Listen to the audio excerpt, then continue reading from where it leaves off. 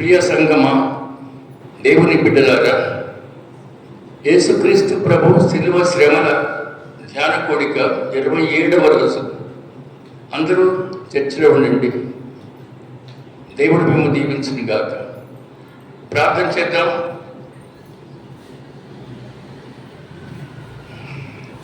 సర్వకృపానిధి గొప్ప తండ్రి, మీకు స్తోత్రాలు ముందున చెల్లిస్తున్నాం.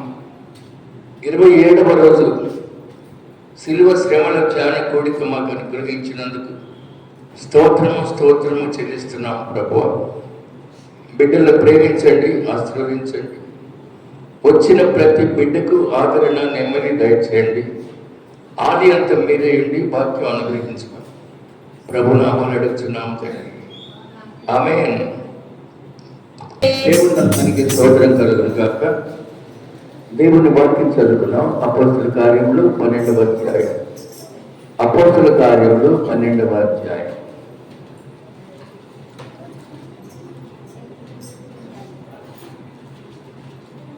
ఐదవ వచనం. అపోస్తుల కార్యములు 12వ అధ్యాయం 5వ వచనం. పేతురు చెరసాలలో ఉంచబడెను. సంఘమైతే అతని కొరకు అత్యాసక్తితో దేవుడికి ప్రార్థన చేయుచుండెను. హేరోదు అతన్ని వెలుపలికి తీసుకుని రావాలని ఉండగా ఆ రాత్రి పేతురు 2 సంఖ్యలతో బంధించబడి 2 సైనికుల మధ్య నిద్రించుచుండెను. మరియు కావలి వారు తలుపు ఎదుట చెరసాల కాచుకొనుచుండెను. ఇదిగో ప్రభు దూత అతని దగ్గర నిలిచెను. అతడుండిన గదిలో వెలుగు ప్రకాశించెను. దూత పేతురు ప్రక్కన తట్టి పొరగాలమ్మని చెప్పి అతని లేపగా సంఖ్యల్లో అతని చేతుల్లో నుంచి ఊడిపడెను. దేవుడు తన పరిశుద్ధ వాక్యం మనందరి వెనుకలో దీవించుగాక. ప్రార్థన చేద్దాం.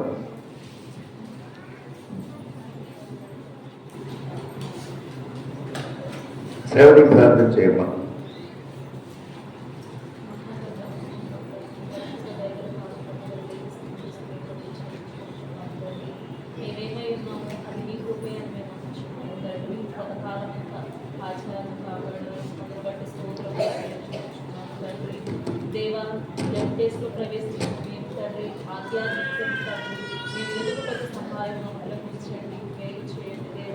దినదినము సరి చేసుకుని జీవించే కృపను అనుగ్రహించండి. నిజదేవుడు నీవు అని తిరిగి జీవించే భాగ్యము ప్రతి ఒక్కరికి అనుగ్రహించండి. రక్షణ లేని ప్రతి బిడ్డకు రక్షణ అనుగ్రహించండి. మేలు చేయండి దేవా. మీ దైవ సేవకులు వాక్యము వికూర్చుండగా దేవా, వారందరికీ తండ్రి మా హృదయాల్లో తండ్రి మీరు కృప చేయండి. కృపను అనుగ్రహించండి దేవా. మీ చిత్తానుసారమైన జీవితము ప్రతి ఒక్కరికి అనుగ్రహించండి. మేలు చేయండి దేవా. దైవ సేవకు మంచి ఆరోగ్యమును అనుగ్రహించండి, శక్తిని అనుగ్రహించండి. మేలు చేయండి, సహాయం కూడా నడిపించండి దేవా. రాని బిడ్డలు బలపడి తీసుకునేటట్టు ప్రభు ఈ కూడి ఆది నుంచి అంత వరకు మీరే ఉండి కృపను అనుగ్రహించమని మేలు చేయండి. ప్రతి విషయంలో కూడా మీ సహాయం మాత్రమే కోరుకోవచ్చు. యేసుక్రీస్తు పరిశుద్ధమైన నామంలో అడిగి వేడుకుని ప్రార్థించుకుంటున్నాము తండ్రి, ఆమేన్. ప్రియమైన దేవుని బిడ్డలారా, ఇప్పటి ప్రార్థనలు మనకి ఎంత ఇష్టమో, ఎలా ఇష్టమో మనము చాలా ప్రశాంతంగా ప్రార్థనలు ఏర్పాటు చేసుకుంటున్నాం. ఏ హడావుడి, ఆందోళన లేదు. సంఘాలు వెలుస్తూ ఉన్నాయి, సేవకులు వెలుస్తూ ఉన్నారు. ఇప్పటి ప్రార్థనలకు ఏ ఆటంకాలు లేవు. ఎక్కడ పడితే అక్కడ సేవ జరుగుతూ ఉంది. సేవకులు తయారవుతూ ఉన్నారు. అలాగే ఇదే సమయంలో అబద్ధ బోధకులు తయారవుతున్నారు. నిజమైన సేవకుల మాట అలా ఉంచితే వ్యర్థముగా ఆరాధించే సేవ కూడా జరుగుతూ ఉంది. కేవలం ఆహారం కోసం తౌళ్ళాడుకునే సేవ జరుగుతుంది. ఇప్పటి సేవ నానా విధాలుగా ఉంది. దీనికి ఏమాత్రం కట్టడి కానీ కంట్రోల్ కానీ లేదు. మనం చాలా ఇండిపెండెంట్. భారత రాజ్యాంగంలో మత స్వాతంత్ర హక్కు right to religion. Right to religion. ఎవరు ఏ మతమైనా స్వీకరించవచ్చు, దాన్ని ప్రకటించుకోవచ్చు, కానీ ఇతర మతాలను మాత్రం నిర్ణయించకూడదు, ఇతర మతాలకి అభ్యంతరం కలగ చేయకూడదు అనేది భారత రాజ్యాంగంలో ఉన్నటువంటి ఒక నియమం, నిబంధన. అందుచేత ప్రార్థన జోలికి ఎవరు రారు. ఎవరు ఏ మతాన్నైనా స్వీకరించవచ్చు,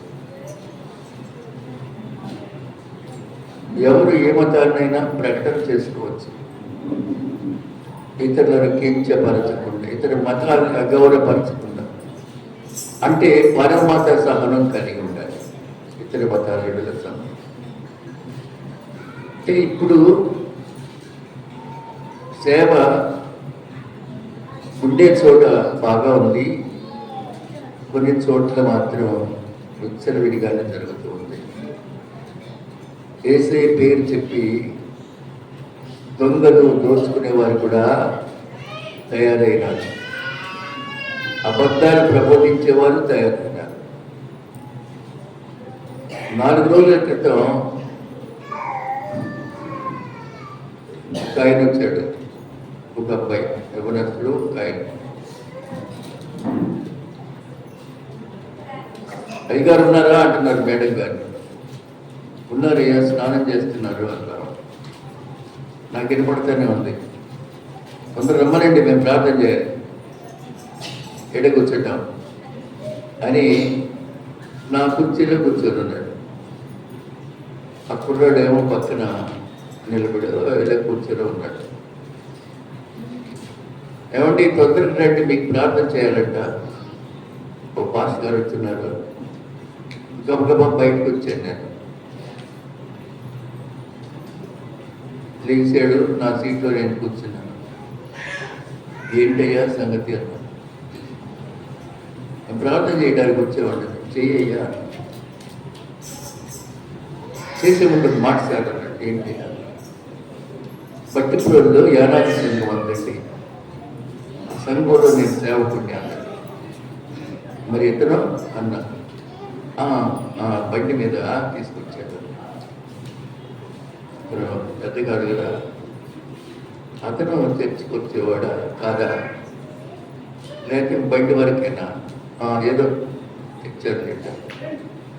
ఇప్పుడు ఏం చేయమంటారు అన్నా. మేము భోజనాలు పెట్టుకుంటున్నామండి అన్నాడు. పెట్టుకోండి అన్నా. కానుక కోసం వచ్చానండి. నేను ఎందుకు ఇవ్వాలి?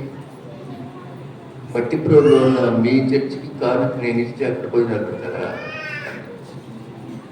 అలాగే 10 మందిని అడుగుదామని అన్నాడు. అలాగా అన్నా. వికలాంగులకి గిఫ్ట్లు కూడా ఇస్తున్నామండి అన్నాడు. ఇవ్వండి అన్నా. దానికోసం కూడా వచ్చేవాడి అన్నాడు. నేను ఏమన్నానా? నా పర్మిషన్ తీసుకున్నారా? నేను ఇస్తానని చెప్పానా? అయ్యా పేర సంఘం అయ్యా అన్నాడు. అవునా? ఒకసారి వెనక్కి తిరిగి చూడండి అన్నా. తిరిగి చూసే చర్చ్ కనపడింది. సుమారు 2 కోట్ల రూపాయల చర్చి.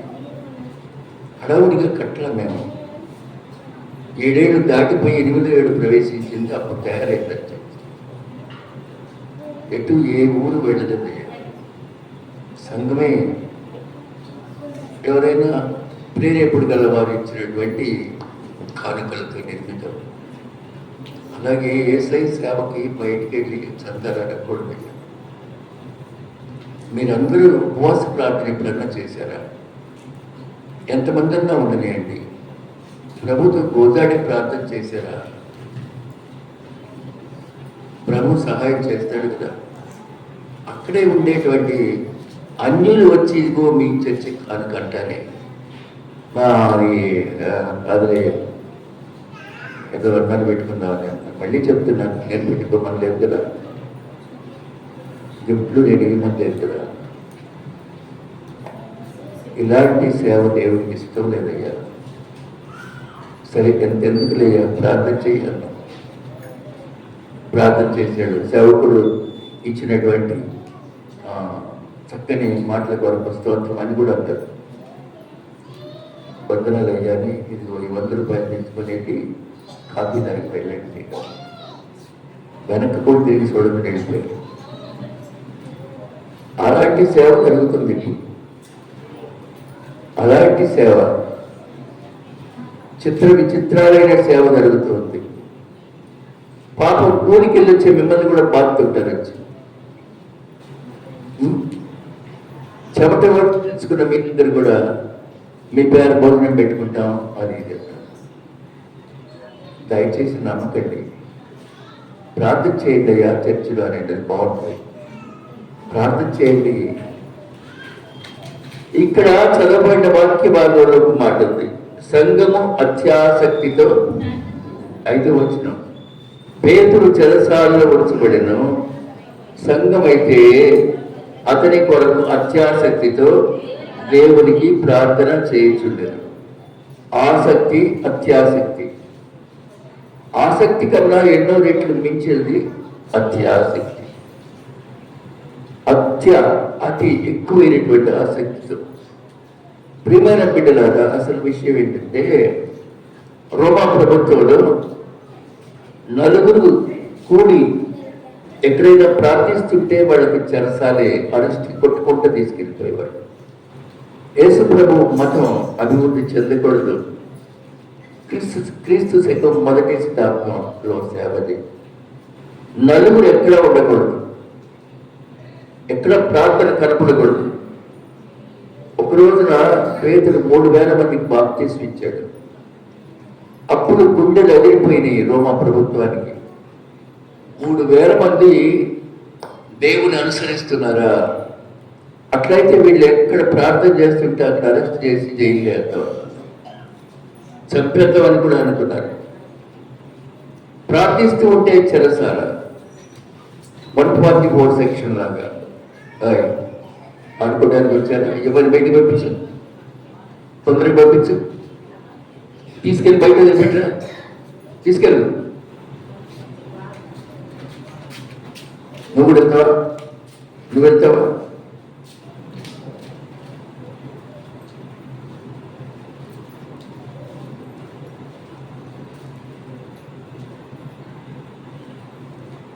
నలుగురు కనిపిస్తే అరెస్ట్. అది ఆ రోజుల్లో ప్రార్థన. ఇప్పటికీ అప్పటికి ప్రార్థనలో ఎంత వ్యత్యాసం ఉందో చెప్పండి. అది ప్రాణాలకు తెగించిన ప్రార్థన, ప్రాణమైనా బలైపోయినా చేసే ప్రార్థన. అలాంటి కాలంలో ఉన్నారు. యాకోబు అనే దేవుని శిష్యుణ్ణి ఖడ్గముతో చంపేశాడు. 2వ వచనం, యెహోవా సహోదరుని యాకోబుని ఖడ్గముతో చంపించను. ఒక మర్డర్ కూడా అయిపోయింది. ప్రియమైన దేవుని సంగమా, దేవుని బిడ్డలారా, తర్వాత ఎవరంటే పేతురుని పట్టుకున్నాం, మెయిన్ అతనే అని పేతురుని పట్టుకొని చెరసాలలో కూడా వేశారు, జైల్లో వేశారు. వాడి ఇష్టం వచ్చినట్లు కొట్టి జైల్లో వేశారు.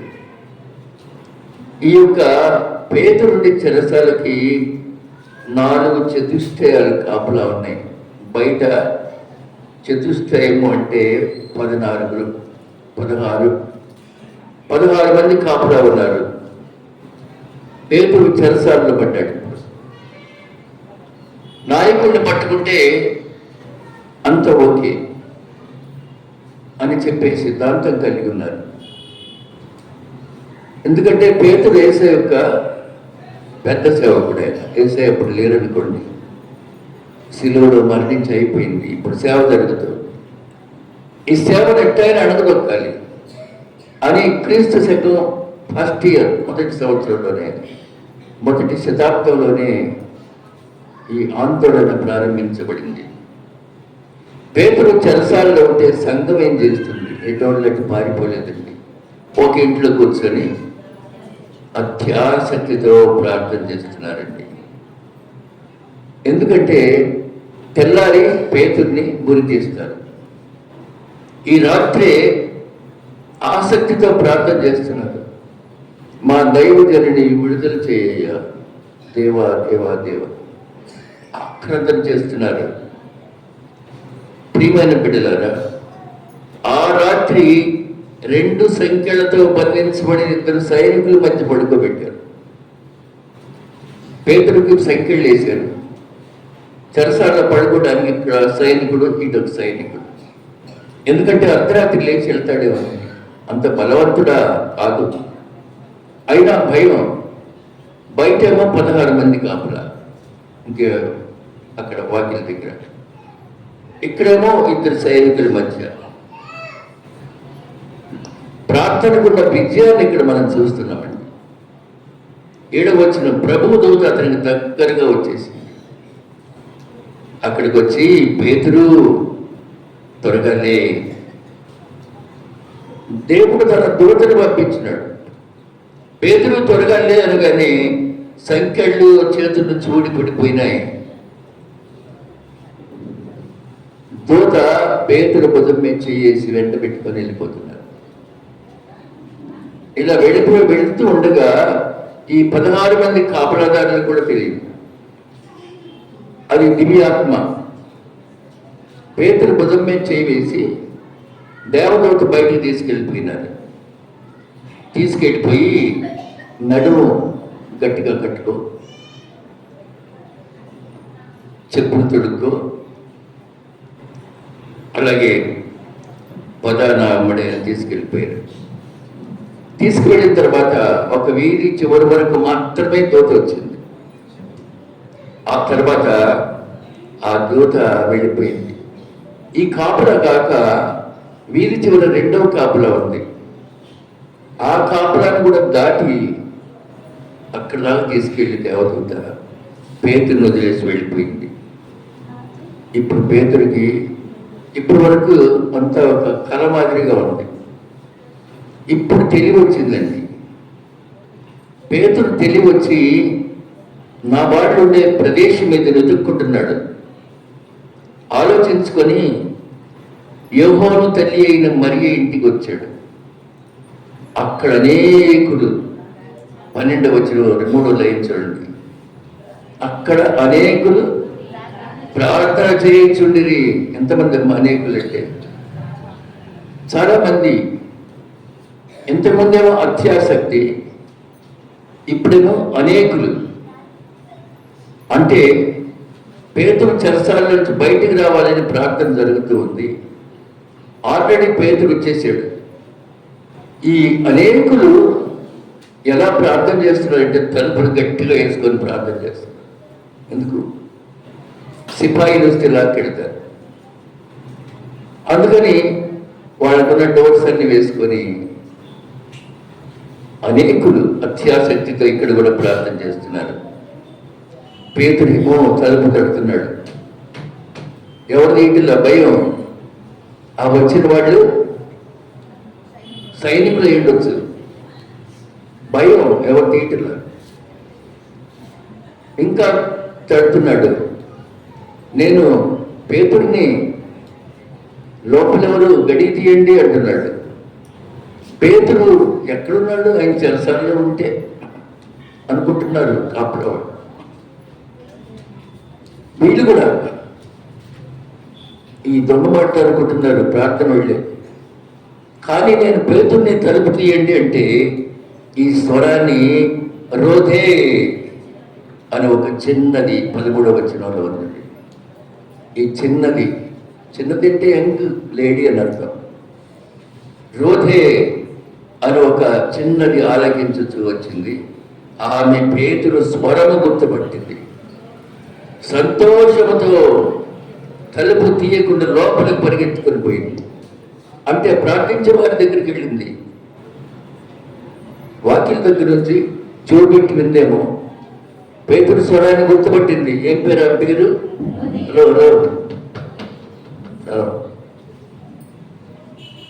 ప్రార్థనకు వచ్చాము. రోధే.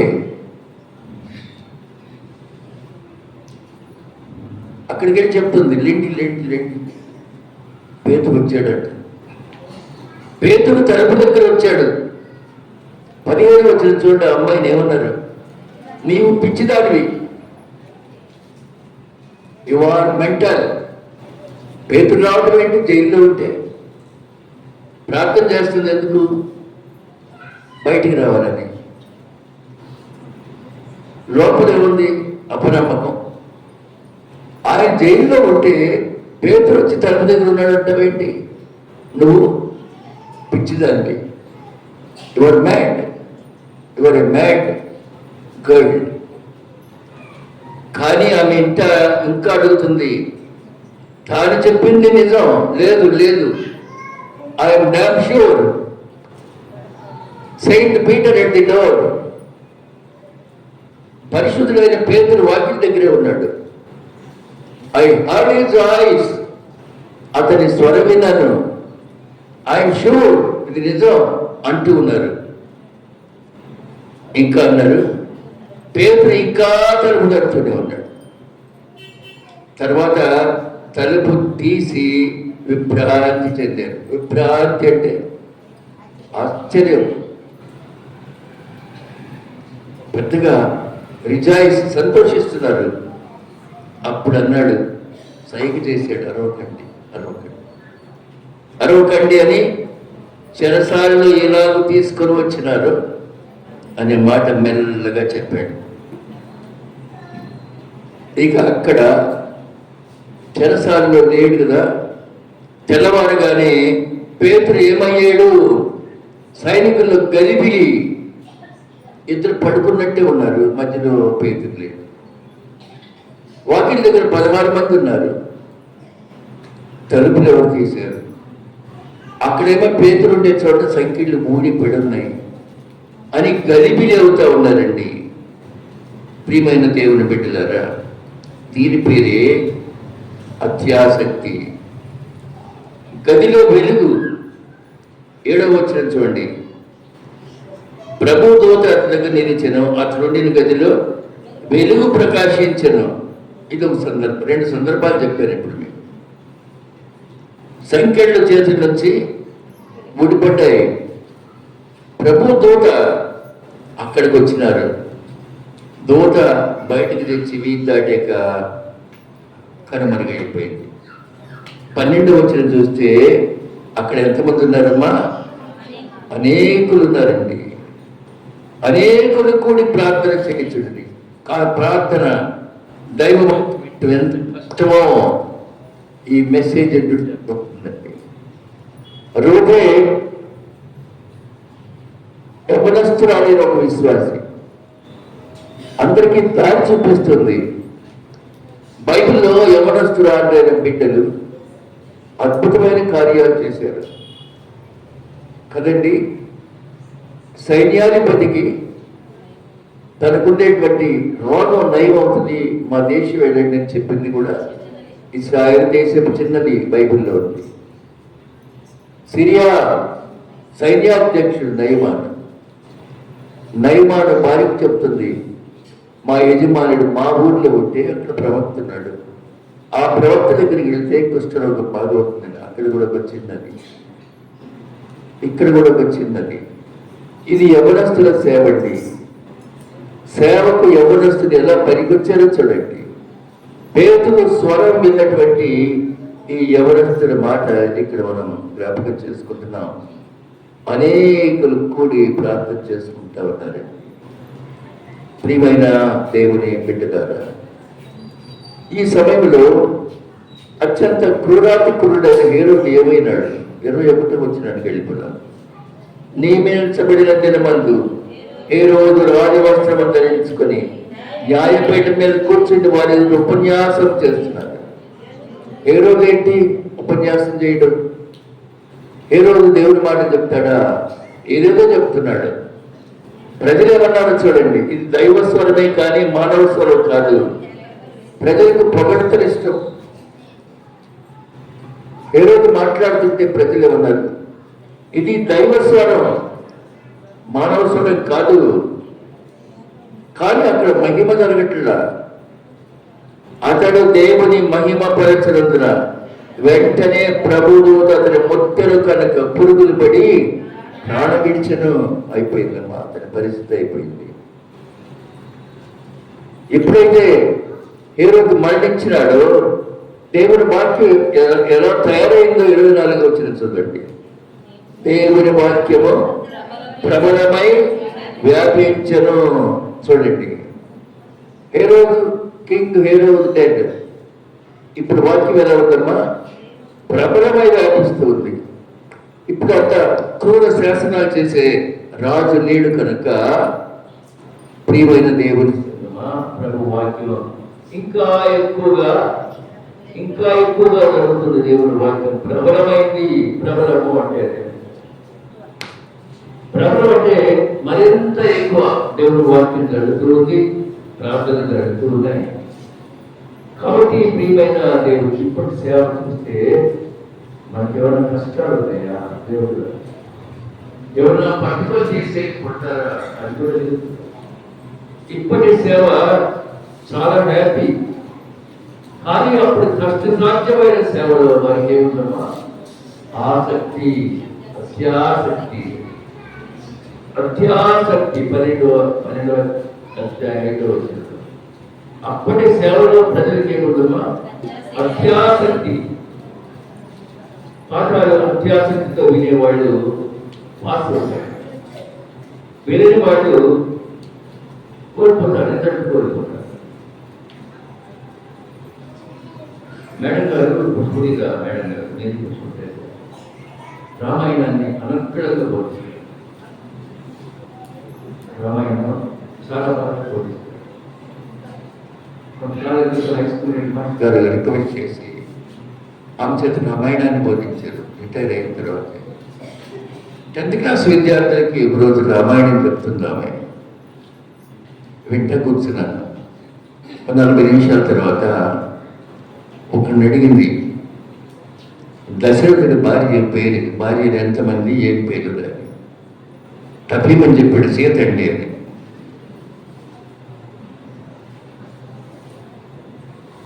పుస్తకం ఇచ్చి అవతలేసిందామా? అరే ఇంకెప్పుడు నన్ను పాఠాలు మాట్లాడతారు. దశరథుడికి కౌసల్య, కైకేయి, సుమిత్ర అనే భార్యలు, వాళ్ళకి పుట్టిన కుమారులు వీరు. అందులో రాముడికి సీత భార్య. ఇవన్నీ వదిలేశాడు. దశరథుడి భార్య ఎంతమంది అంటే సీత అండి అన్నాడు. ఈనాటి చదువులు ఎలా ఉన్నాయి? కారణం ఏంటంటే ఆసక్తి లేదండి. టైం పాస్ చదువులు, టైం పాస్ అయిపోతుంది అంతే. కడుపు నిండా ఇంట్లో భోజనం చేసి వస్తున్నారు. హై స్కూల్కి వచ్చేటప్పుడు కొట్టుకుంటూ వస్తున్నారు. ఒక్కరోజు మా పక్క రోడ్డు మీద మన సొసైటీపై హిందువులపై మనోళ్ళని ప్రత్యేకించాడు, బూతుమాట పెంచాడు. చర్చి కదా చెప్పలేదు. ఒరే నీ అమ్మ డాష్ డాష్ అంటున్నాడు. ఆ నీటి చెట్లా వేసాడు. సిగ్గు లేకుండా వేసాడు. నీ అమ్మ కూడా వద్దురా, వాడు కూడా మేము కదా పుట్టికి తిట్టుకోడురా. అమ్మ పేరు అయ్యే పేరు తప్పుడురా. ఎంత పాపం చేస్తున్నారు కదా. స్కూల్లో చదువు ఇదేనా అని మందరించి పండించి అది వేరే విషయం. అలాగే ఆసక్తి లేదు, అత్యాసక్తి లేదు. ఆసక్తి లేదు అని అత్యాసక్తి రానే రాదు. కాబట్టి ప్రియమైన దేవుడు వెళ్ళారు. మత్తయి సువార్త 18వ అధ్యాయం 18 వచ్చిన చూడండి ఏమన్నా. మత్తయి 18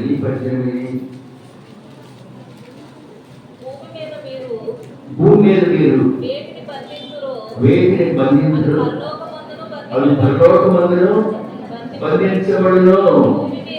భూమి మీద మీరు వేటిని విప్పుదురు అవి పరలోకమందును విప్పబడును. మీతో నిశ్చయముగా చెబుతున్నాను. మరియు మీలో ఇద్దరు తాము వేడుకొని దేని గురించి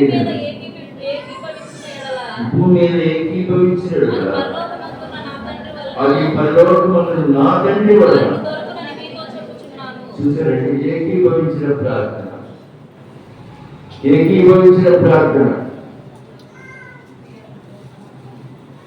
పెంకుటిల్లు చర్చ ఉన్నప్పుడు ప్రేయర్ చేసేవాళ్ళండి సీనియర్స్. మా పెద్ద చర్చి ఇవ్వండి అయ్యా, మా సరిహద్దులు విశాలపరచండి అయ్యా. ఏడుస్తూ తీసుకుంటే అందరూ చేస్తాం.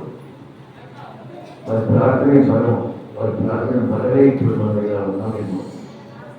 చాలా సిన్సియర్గా చేస్తాం. చేతులు పైకి ఎత్తి మోకరించి అయ్యా మాకు చేస్తాడు. గోదాకి చేసేవాడు. అలాంటి ప్రార్థనలు అలా ఉన్నాయి. అది ఏకీభవించిన ప్రార్థన. ఇద్దరు తాము వేడుకున్న దేని కూర్చిన భూమి మీద ఏకీభవించినాడు.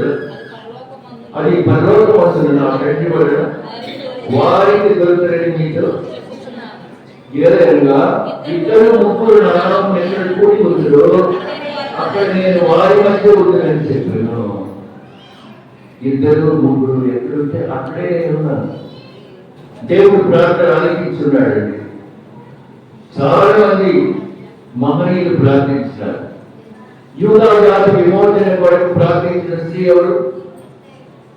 నైస్ ఎవరు ఇస్తే యూదా జాతి కష్టవాత పడకుండా ప్రార్థించిన స్త్రీ. అప్పటికి హోదా ఏంటి? రాణి. ఆల్రెడీ రాణి అయిపోయింది. అహశ్వరోజు యొక్క రాణి భార్య. అలాగే ప్రార్థన పడిన మొట్టికాయకి విడుదల. మొట్టికాయ ఉరిదీయబడాలి. కానీ రాజైన అహశ్వరోజు ఒక రాత్రి నిద్ర పట్టక ధైర్యం అన్నాడు. ధైర్యం అంటే రాజులు కొరకు రాసిన ఒక గ్రంథం అది చూశాడు. ఈరోజు అహశ్వరోజుని హత్య చేయడానికి ఇద్దరు ద్వారపాలకులు మాట్లాడుకుంటూ ఉండగా మొర్దెకై తన సోదరి అయినటువంటి ఎస్తేరు చెప్పాడు.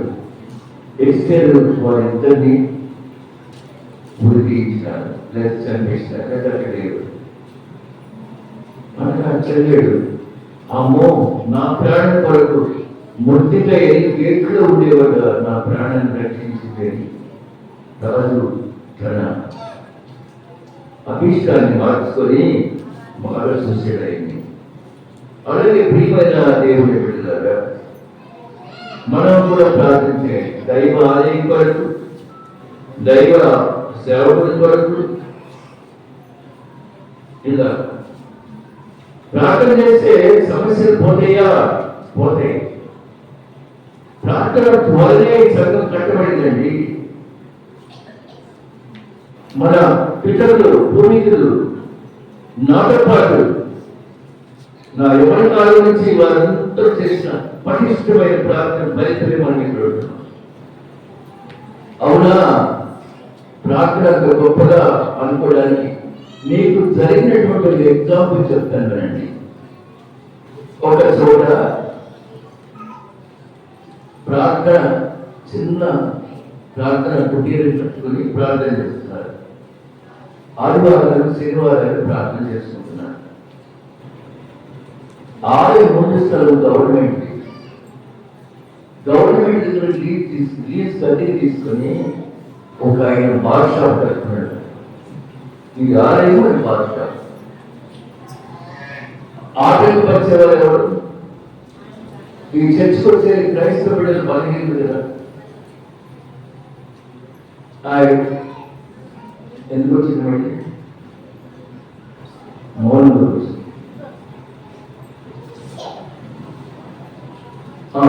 రాజకీయ నాయకులు యోగ్యులు చదవాలి. అక్కడ చిన్న బార్ షాప్ పెట్టేసి ఇక్కడ ప్రార్థన జరుగుతుంది, బార్ షాప్ జనం వచ్చేవాడు, పోయేవాడు. బార్ షాప్ అంటే నిత్య కళ్యాణం వస్తారు. అందరి మనసులో బాధ ఉంది. ఎవరు చెప్పుకుంటారు? వీళ్ళ మన రాజకీయ నాయకులు ఎవరు చెప్పుకుంటారు? అందుచేత 3 రోజులు ఉపవాస ప్రార్థన పెట్టుకున్నారు. 3 రోజులు 3 నైట్లు తీక్షణంగా ప్రార్థన చేసేవాడు. దేవా మా సమస్య తీర్చండి. దైవాలయం ముందు సారాయి వైన్ అమ్మేటువంటి షాపులు చేయాలి. ఇంత అపవిత్రాత్వం ఎదురుగా ఏమున్నాము, మాకెవరయ్యా న్యాయం చెప్పేది? ప్రియమైన దేవుని 3వ రోజు 10:30కి ప్రేరైపోయింది. వెళ్ళిపోయారు. బాద్షా కూడా 12 గంటలు కట్టేసి వెళ్ళిపోయారు. ఆశ్చర్యం 3వ రోజు రాత్రి 1:30 గంటలు షార్ట్ సర్క్యూట్ అయ్యి బాద్షా మొత్తం కల్చరీ వెళ్ళి బాటిల్స్ తో పాటు పగిలిపోయింది. షార్ట్ సర్క్యూట్ చూసారా ఈ పరిస్థితి? ఎవరు చేశారండి? మానవులు ఎవరు చేయరు. అపవాదం రిజర్వ్ చేస్తుంటే దేవుడు కైలు వేస్తాడంటే, నీ మీద అపవాదం రిజర్వ్ చేస్తుంటే దేవుడు పక్కన వేస్తాడు. ఎప్పుడైతే నువ్వు ప్రార్థన చేస్తేనే, జ్ఞాపన చేస్తే అంతటా కూడా ఆ స్టోరీ పొద్దునే పోలీస్ స్టేషన్కి వెళ్ళి ఆ ప్రార్థన వచ్చే క్రైస్తవ బిడ్డలు నా షాపుని కాల్చివేశారని కేసు పెట్టాడు. మెజిస్ట్రేట్ చెప్పి అక్కడి నుంచి సమస్య వచ్చినాయి.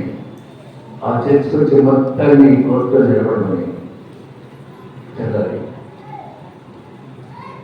మొత్తం నిలబడ్డారు. ఇటు బాద్షా యజమాని అన్నాడు, ఈయన షాప్ పెట్టారట.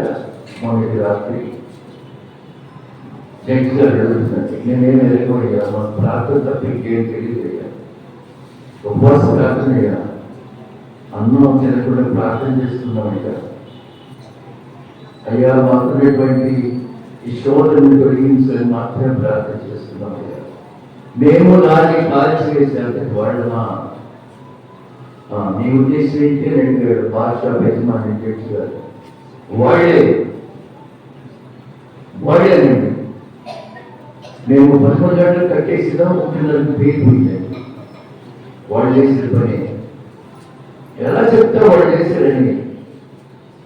ఈ ప్రార్థన చేసే విశ్వాస జీవితంలో ఉన్న వారిని ఎలా చెప్తామంటే, వాళ్ళు ప్రార్థన చేసే నా బాగా కూలిపోయిందంటే అప్పుడు చెట్టు గారు నవ్వులని, మీరు కాదు విశ్వాసాలు, నువ్వు విశ్వాసాలు.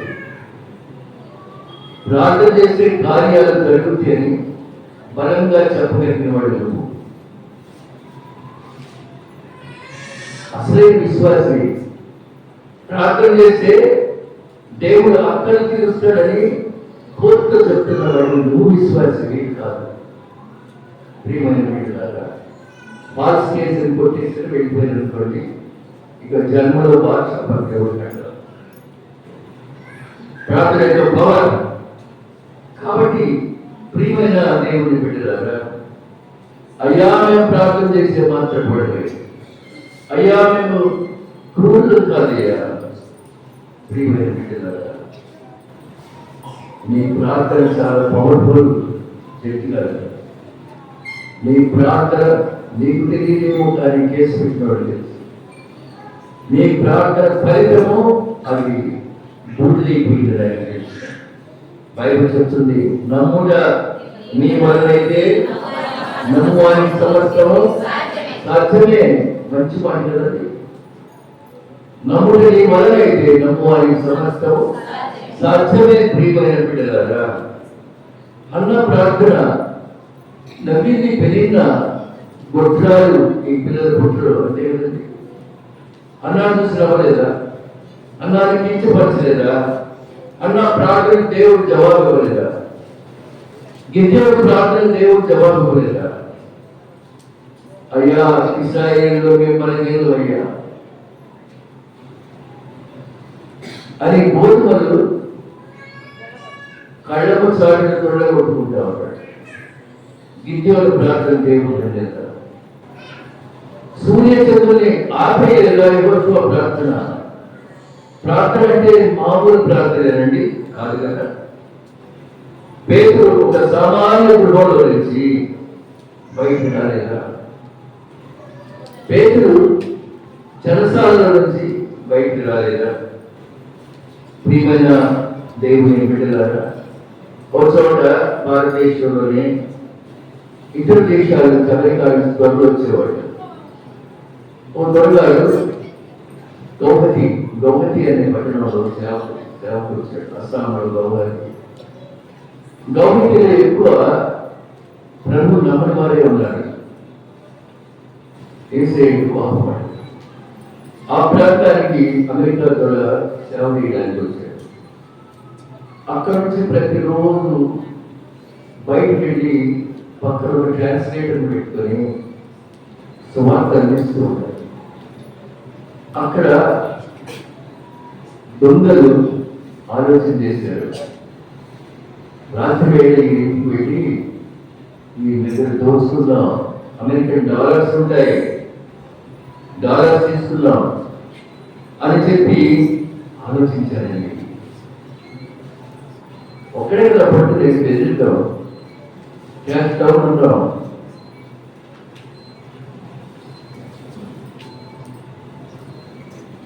వీళ్ళు కూడా బయట పంపడమ్మా, మీరు కూడా వెళ్ళిపోతారు బయట. రామాకండి, మీరు రామాకండి, పలహారం పెట్టట్లా. పలహారం పెట్టేటప్పుడు నేనే ట్యాగ్ చేస్తాను కానీ రామాకండి మీరు.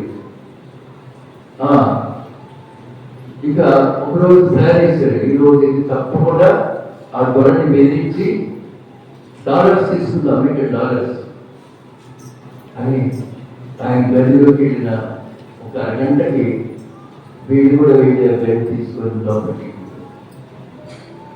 ఆయన ఏం చేస్తాడంటే మోకరించి ప్రార్థన చేసుకుంటున్నాడు. దొరగారు మోకరించి ప్రార్థన చేసుకుంటున్నాడండి ఆకాశంలో చేతులెత్తి.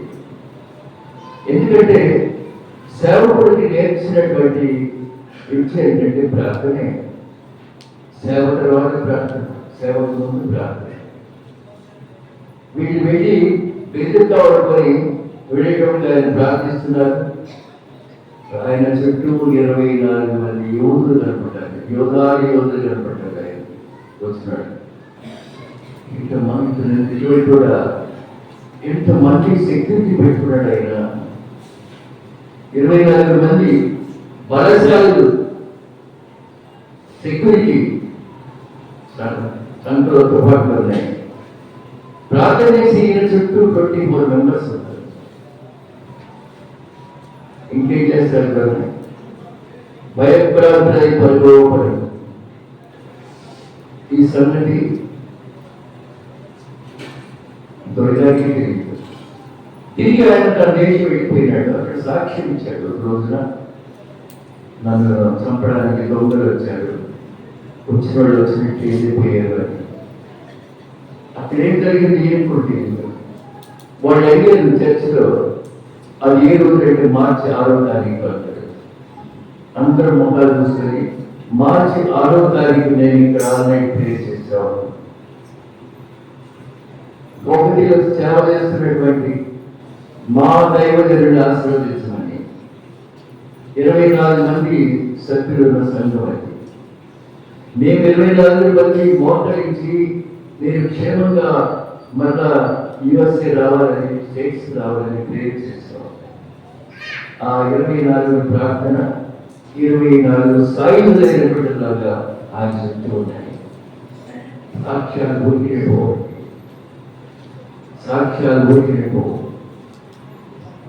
ఇల్లు కలిసి చదివేటప్పుడు secondary multiple high school student 8th క్లాస్లో నాకు టైఫాయిడ్ వచ్చింది. వచ్చి తగ్గిన 4 రోజులు టైఫాయిడ్ నుంచి మా పెద్ద మేనేజ్ వచ్చింది. మా నాన్నగారు 5-6 పిల్లలతో పాటు వచ్చింది. మా నాన్నకి మేనమా ఉన్నాడు, ఆయన మా తమ్ముడు పులికొండ. అక్కడికి వెళ్దామని నన్ను కూడా తీసుకెళ్ళి, అక్కడ కూరగాయలు దొరకవు, కోడి 3 పూట్లు ఉన్నాం. 3 పూట్లు బ్రహ్మాండమైన కోడి మాంసం పెట్టారు. మూడో రోజు నైట్ పడుకుంటే కూర్చొని జ్వరం వస్తుంది. డబల్ టైఫాయిడ్ అది తినకూడదు కదా. టైఫాయిడ్ వచ్చిన మళ్ళీ తిన్నాడంటే డాక్టర్ బిఎల్ నారాయణ హాస్పిటల్, అక్కడ ఆయన చెప్పేసారు చాలా డేంజర్ కండిషన్, చాలా ఎక్కువ మందులు వాడాలి, డబల్ టైఫాయిడ్ పెట్టేసింది. ఈ రోజుల్లో టైఫాయిడ్ అంటే 3 రోజులు తగ్గిస్తున్నారు, 4 రోజులు 21 days. ఒక అర్ధరాత్రి నాకు కథ వచ్చిందండి, నిజంగా కదా. మా నాన్నమ్మ మనసు దగ్గరికి వచ్చి పక్కన ఒక ఆయన ఉన్నాడు, పక్కన ఆయన ఎలా అంటున్నాడు, భార్య చూడు చూశాను, ఆయన ఎలా అంటున్నాడు. అంతే అంతే అలా కరిగిపోయింది. తెల్లారిపోయింది. తెల్లారి డాక్టర్ చూశాడు, నో ఫీవర్. దేవుని అద్భుతాలు జరుగుతాయి. ఆయన పేరు ఆశ్చర్యకరుడు, ఆయన పేరు ఆశ్చర్యకరుడు. అద్భుతాలు చేసేవాడు కూడా. ప్రతి వారి జీవితంలో అద్భుతాలు జరుగుతాయి. ప్రియ సహోదరి సహోదరుడు, అది చెరసాల. కుటుంబంలో కూడా చెరసాల ఉంది. కుటుంబ కలహాల చెరసాల, బంధువుల మధ్య కలతలు సంఘాలు చెరసాల. అన్నదమ్ముల ఏళ్ళకి 10 సంవత్సరాలు కేసులు ఉన్నాయి, చెరసాలలో ఉండాలన్నమాట. కుటుంబంలో శాంతి లేదు, కుటుంబ సమస్యలే చెరసాల. ప్రియమైన దేవుని బిడ్డలారా, బంధువుల పోరు, బంధువుల వల్ల చెరసాల, బంధువుల చెరసాల కాడిపోయారు. బిడ్డల వల్ల చెరసాల, పిల్లలు పైకి రావట్లేదు, చదువుల్లో పైకి రాలేకపోతున్నారు, ఇష్టానుసారం ప్రవర్తిస్తున్నారు. ఆ బిడ్డలు తల్లిదండ్రులు చెరసాల అయిపోతున్నారు. ప్రియమైన బిడ్డలారా, ఆర్థిక చెరసాల, ఆర్థిక పోరు. అప్పుడు వాళ్ళు అవసరాలు వెళ్తున్నారు, వాయిదాలు వేస్తూ పోతున్నాం. ఆర్థిక చెరసాల. ఇన్ని చెరసాలు మనకు కూడా ఉన్నాయి. పేతురు బంధించబడి 2 సైనికులు పడుకుంటే పేతురు రక్షించింది ఏంటమ్మా? అత్యాసక్తితో కూడిన ప్రార్థన.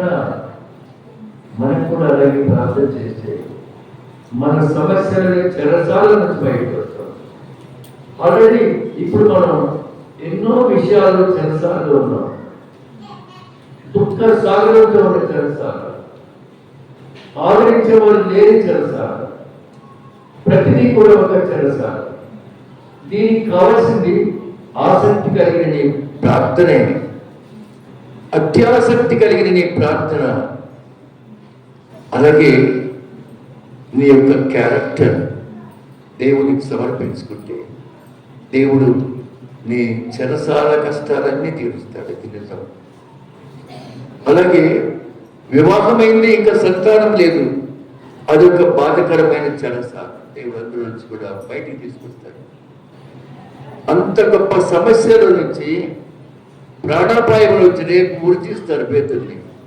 ఈరోజు రాత్రి దేవుడు దూతడు పంపి బయటికి పంపించాడు. అలాగే ఎన్నో రకాలైన చెరసాలు. ఇంకా సంతాన ప్రాప్తి కాలేదు, అదొక చెరసాల. దిగులు విచారమైన చెరసాల. ఈ బంధాలు ఊడిపోవాలి అంటే ఖచ్చితంగా ప్రార్థన చేయాలి.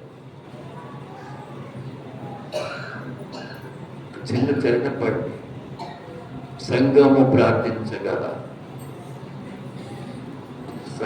ప్రార్థించగా చెరసాల వీడిపోయే. Very good.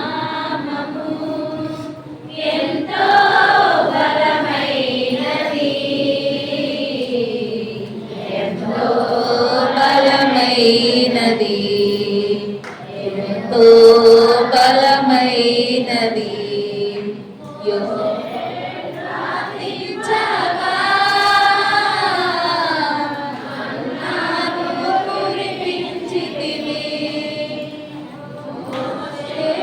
ప్రార్థించగా